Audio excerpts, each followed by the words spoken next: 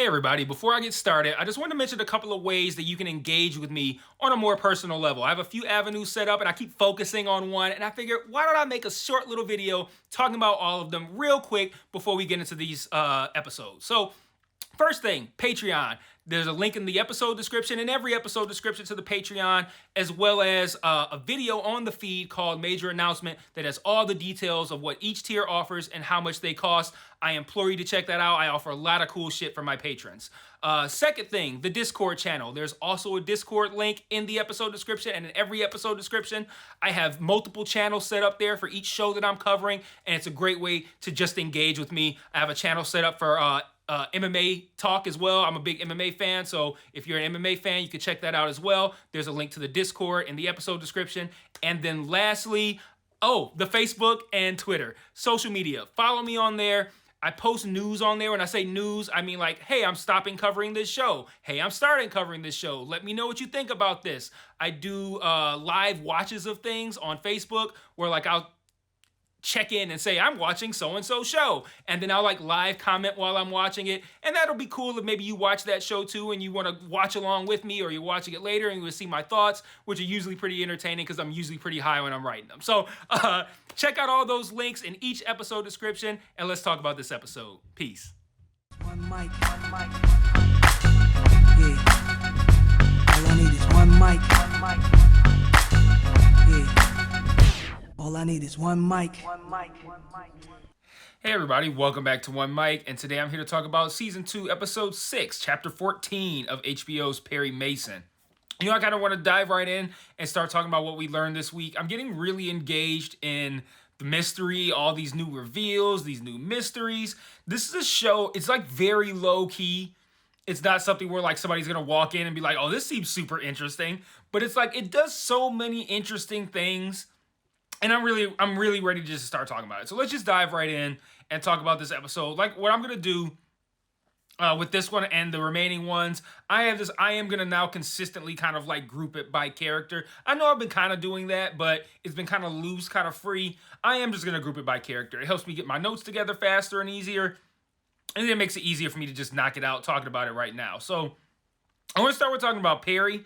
After Perry, we opened this episode kind of where we left off at the last one.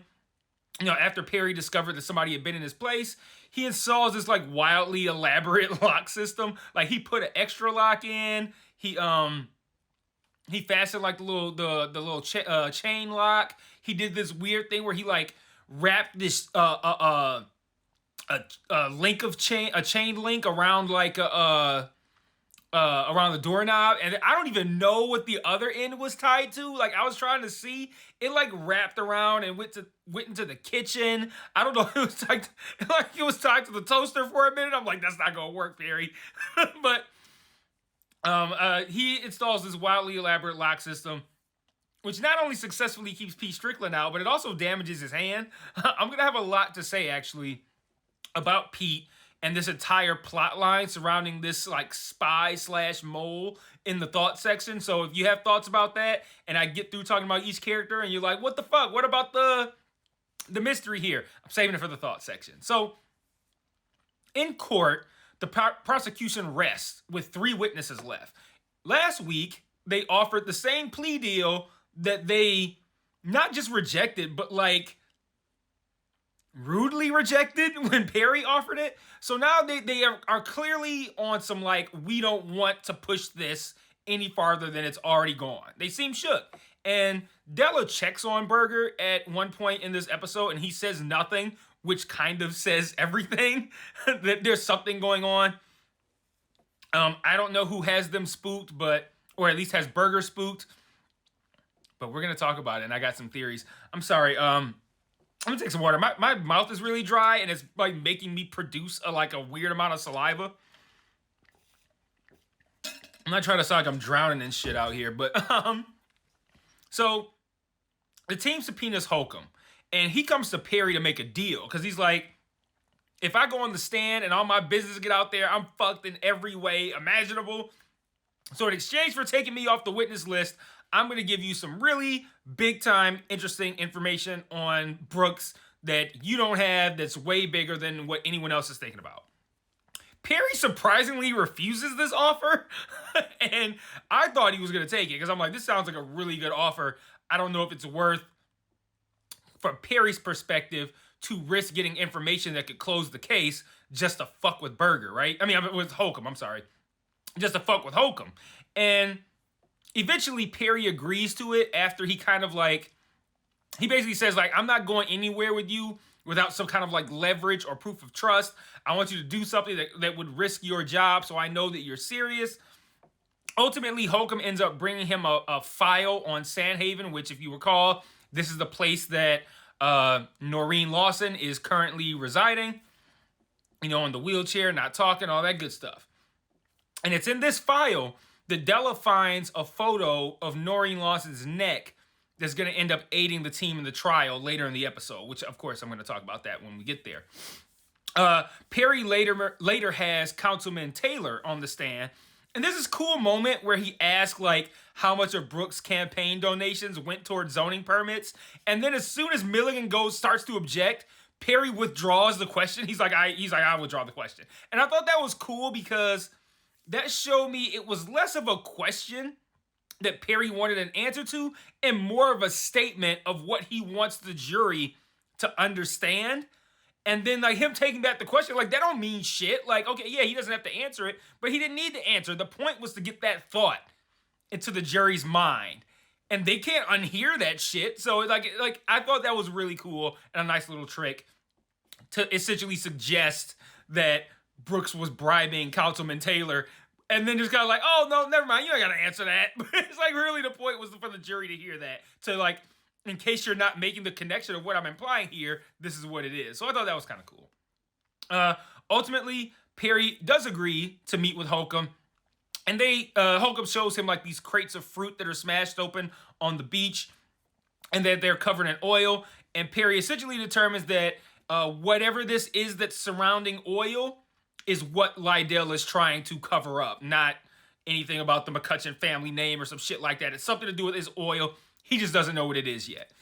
But it excites Perry enough to where he's like, okay, what are we gonna do now? How can we, like, once we find out what this oil is, then we can do this, do that. He's like pumped and ready to go. And Della's like, I want to rest our case because we've already got our reasonable doubt established. Like, we're good. So I thought that was a great point to make, because I even put that in my notes as I was watching the scene. After Della does the scene that I'm going to talk about, I put in my notes, I'm like, reasonable doubt accomplished. Like, there you go. We are done here, people. But this is a good time to move on to Della, who had an interesting episode. Obviously, the standout moment of the episode belongs to Della, who acquires the team's reasonable doubt pretty smoothly in this episode. So like I mentioned, she saw a photo of Noreen Lawson's neck that had an interesting mark on it. And just like when Perry discovered the backwards writing on the photo last week, in that moment, we don't know what the fuck Perry just figured out.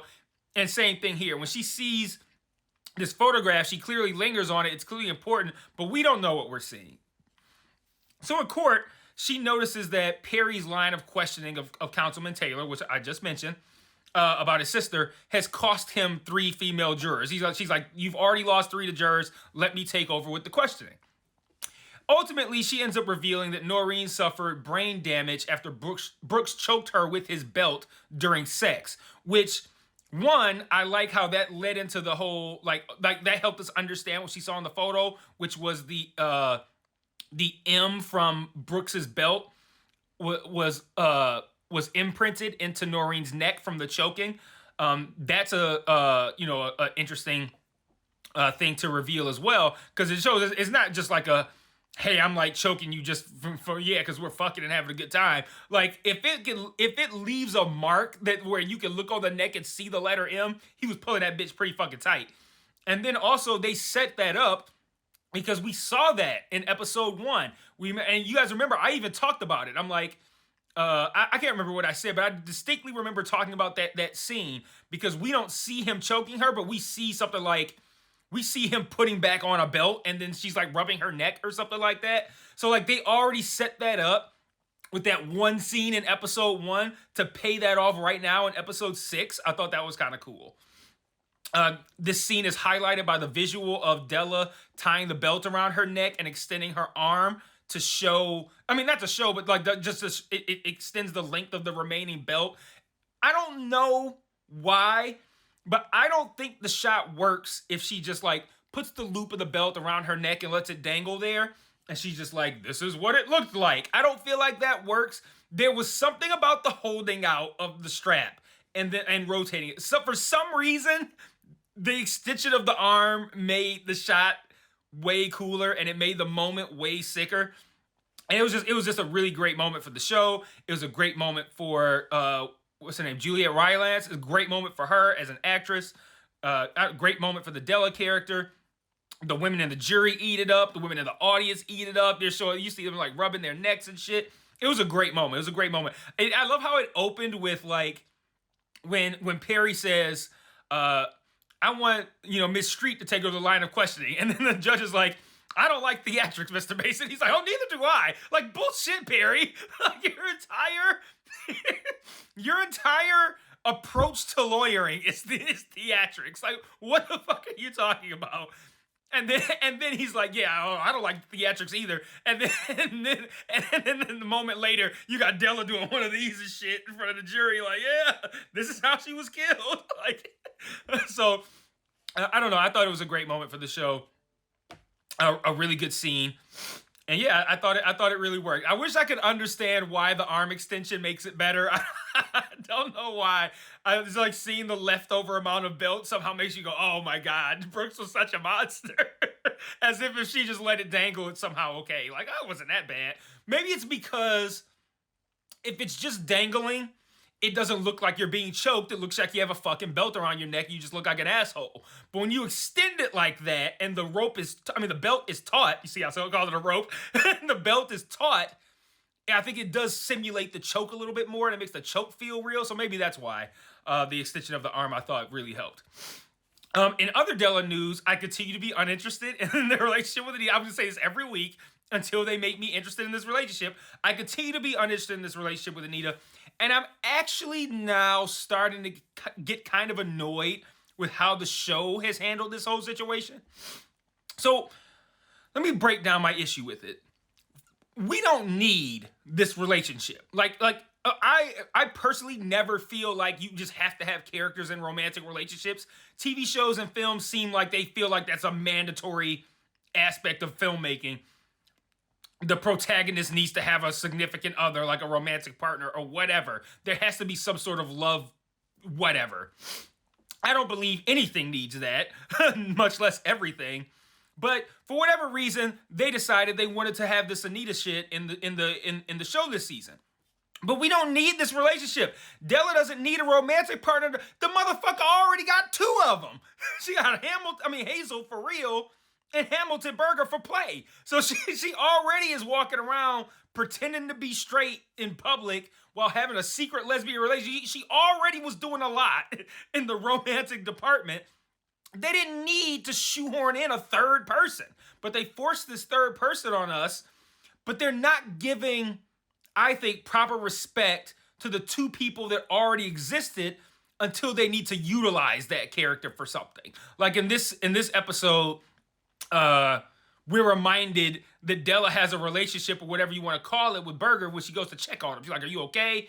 Or whatever. And like they wanted to convey the idea that Berger is under pressure. That he's being pressured to do what he's doing. And they thought, okay, we can roll in his fake wife. And they have a relationship that's different than being opposing lawyers. We can have that scene this way. So now they reintroduce the idea that she has this outward relationship with Berger. But they ignore it the whole rest of the time. So while Della's gallivanting around town with Anita, I'm just sitting here thinking like, she has there's so many avenues in which she could be caught. It could be somebody who knows the goddamn DA. Like, why is the DA's wife out here at a lesbian bar? Like you would get caught on that end. You would get caught by one of Hazel's friends. She just walking around town with Anita like this is perfectly normal. Like she's not a dirty, rotten cheater. And I don't know. I don't like this because it's like, I feel like Della's unbelievable shittiness as a partner is not being highlighted the way it should be. And it should be, because that makes Della an even more relatable character, because she's flawed. She's not super fucking woman who does the fucking belt thing in court and fucking crushes it, and who comes up with all these great ideas. She does all that, and they make her look perfect. And it's like, okay, you have an opportunity. If you want to make her more human, more humanistic, more relatable, you can have her be like a shitty partner. Like, you can have her be like somebody who cheats on their partner, and we'd be like, wow, Della's great, but she's a regular fucking person, just like all the rest of us. But instead, the show is completely and totally ignoring how shitty of a person Della is for the way she's behaving toward Hazel. Like, I guess they want us to continue to perceive Della as a good person, which is fine. But again, why would you even risk that by shoehorning in this storyline with this other character that makes Della look like a dirty fucking cheater? But you still want me to view her as a good person. You didn't have to add this storyline in. Now, maybe in these last 2 episodes, I'm gonna see Anita as something more than just a romantic interest. But right now, she only seems like a romantic interest. And if you're gonna shoehorn Anita into the show and make Della into a cheater, why is Della not being treated as such within the show? And it's like they didn't want to tarnish Della's reputation in the eye of the viewer so much that they didn't even have the common decency to have her dump Hazel on camera. Because they're like, we don't even want people to see Della hurting somebody's feelings, so we're not even gonna fucking show that. If you're gonna go to these lengths to protect the perception of the character, why force Anita on us in the first place? And like, again, this could be something that I'm totally gonna throw out if I see like, oh, now I understand why Anita was important in episode 7 or 8, but that still doesn't change the wasted time that I felt in these first 6 episodes with the Anita shit. So I'm just not in on the Anita shit. Not a fan. There's also another weird sequence where Camila Nygaard calls Della over to her house so she can like smoke weed out of a corncob pipe like Frosty the fucking Snowman. And like, I did think it was interesting that Camila immediately picked up her Perry sucks because he's a man, right? Like that conversation from last week that I was like, she shifted toward that when Della asked how Brooks got financing and stayed there. And then she picks that right back up when they get in there. And it made me wonder, like, did she have a thing for Della? And was like, yo, let me get her high and I can get some pussy. Like is that what she... like, was that the plan? Like, I don't know. But, it's wild how Della just cannot seem to manage to avoid getting pussy thrown at her from, like, every fucking angle. I mean, she is kind of fine. Like, I kind of go for the cat. Like, it's weird because it kind of feel like, I don't know. It feels like I shouldn't. I mean, she be looking kind of good. I ain't gonna lie. But anyway, moving on to talk about Paul. He has his brother-in-law stake out the corner looking for the infamous blue Lincoln driven by the hophead. Brother-in-law does a great job. He's writing down plates. He's staying awake. He's doing all this. But when he comes home with not an entirely immaculate, not immaculate, but like a perfect night of every little bit of information that Paul needs, Paul's actually really hard on him and like really shitty toward him for not, I don't know, for not having a perfect night where he comes back with everything Paul needs to close the case. Like, even though he came back with a whole bunch of great shit. And I think we're supposed to understand that the beating of Ozzie Jackson that Paul had to do is really wearing on him. He was tricked into setting up Melvin Perkins, one of his own people. Now he was forced to beat on one of his own people. So he's probably feeling a lot of guilt on how he's been manipulated into causing harm to his own people. And he's out here harassing anyone wearing Converses, which reminds me, because I didn't think of this at the time starting the episode, but it reminded me, we don't know what ultimately happened to Ozzie Jackson. And maybe Paul doesn't either, which is why he's so jumpy about anyone with Converses on. And why he ultimately ends up missing the opportunity to follow the Blue Lincoln. Or it could be a situation too where Paul knows that maybe he beat Ozzie to death and that he's dealing with that. I don't know, but maybe I'm making more of the Ozzie Jackson thing that it's meant to be. But I don't know, I'm curious now, like, am I supposed to be wondering what happened to him? Like, is he alive still? Like, I don't know. So now I'm going to close out with my thoughts. And this is where I'm going to talk about this whole spy mole mystery. I think now the identity of this person who's stalking Perry and the team is meant to be much more of a mystery than I thought originally. So, for instance, I assumed naturally that and I said this on the video, the fat guy that was watching Hazel and Perry, I think that was either last week, it might have been 2 episodes back. I said that, obviously, that's someone Hazel hired to watch them because she thinks that they're fucking each other and she thinks she's cheating, so she hired like a private detective, and the show is tricking me into thinking it's something more than that.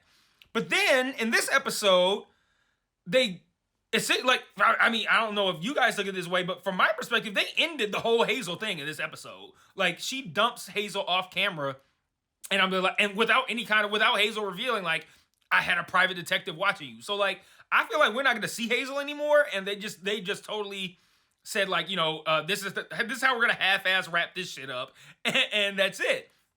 And so now I'm wondering, like, okay, so if that guy wasn't a private eye that was hired by Hazel, who is he? And I assume the person that got into Perry's house was probably Lydell, or someone sent by Lydell, which may still be the case because Perry is assuming the same thing. But now I'm thinking that all of these mysterious people are the same person, and the show is just giving us a lot of red herrings that I didn't realize were red herrings until right now, or until this episode, to kind of like throw us off the scent. So, for example, in this episode, we see Pete clearly trying to break into Perry's house. He's stymied by the fucking chain tied to the toaster. I think Pete is like this week's red herring, though, because I feel like he's now too obvious of a choice to be the spy. Like, that time trying to get into Mason's office might be the first and only time Pete tried to do anything to Perry, and he only did it because he was being pressured by, I think it was Milligan, that's like, take advantage of this relationship you have. Like, it might not have been Pete who was in there at the end of the last episode, and it might not be Pete who was trying to break into the office in this one. As I said, it might not have been him that did those things. But also, he wouldn't know that the murder weapon was in the office to even be searching for that. And he wouldn't stumble across it because he wouldn't know where the safe is. He wouldn't know the combination to unlock it and see the gun. So I feel like whoever broke into the office, maybe they found something that clued them in that it was there. I don't know, but I can't connect. I think there may not be a connection between the person who broke into the office and the finding of the gun. Like, those could be 2 separate things. And I think we're meant to believe it's the same thing. But it's just like, there's no way you break into the office and discover the murder weapon.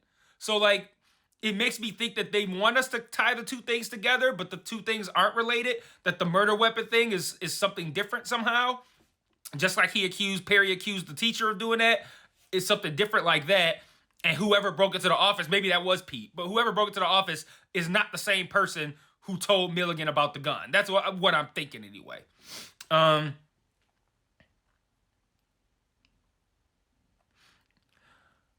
So, like I said, it seemed to me like whoever told Berger and Milligan about the gun probably overheard it rather than actually seeing it, because, like I said, nobody can get into that safe probably other than Perry and Della. And that's probably it. The secretary probably can't get in there. Paul probably can't get in there. Only Perry and Della.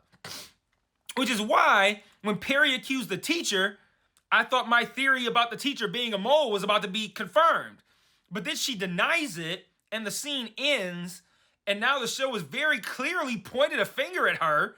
So now I'm like, well, now it feels too obvious to be her, because the show said, hey, it might be her. So now I'm like, oh, now if they reveal it to be her next week, it's going to be like, okay, that's going to suck all the air out of the room. Like, well, you presented it as an option last week, didn't pay it off, and now you pay it off a whole week later. I'm supposed to give a fuck? Like, I don't think it works like that anymore. So now I don't think it is. Now I don't think it's the teacher. And they pointed a finger at Anita in this episode.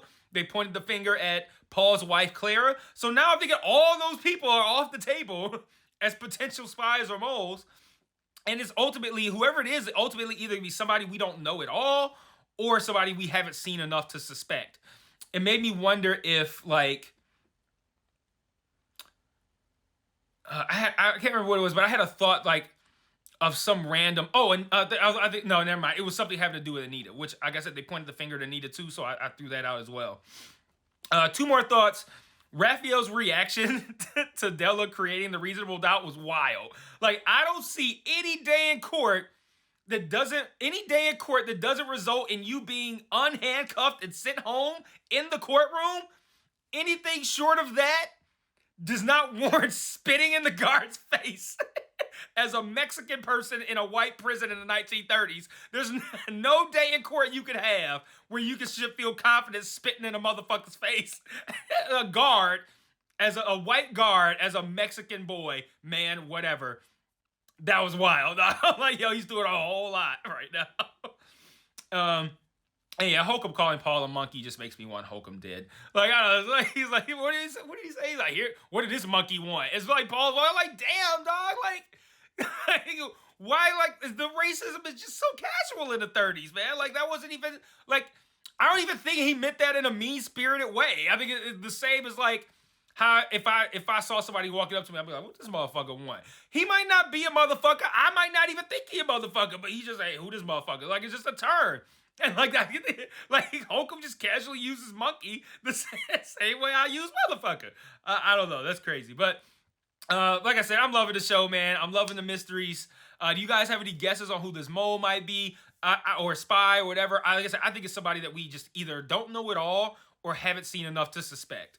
And I think that we've gotten a lot of red herrings, and now I kind of feel like I'm back to square one. But let me know what you guys think in the comments, and I'll see you guys next week for episode 7, the penultimate episode of season 2. And until then, peace.